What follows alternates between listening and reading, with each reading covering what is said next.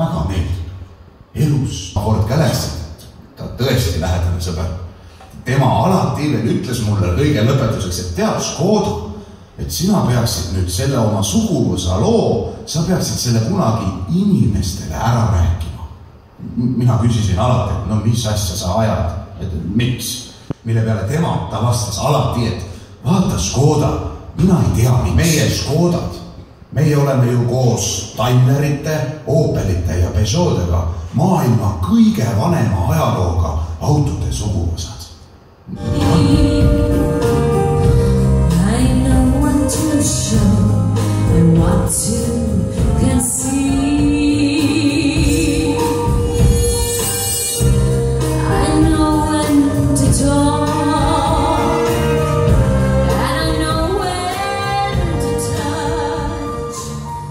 No one ever does. Aga nii tõepoolest on.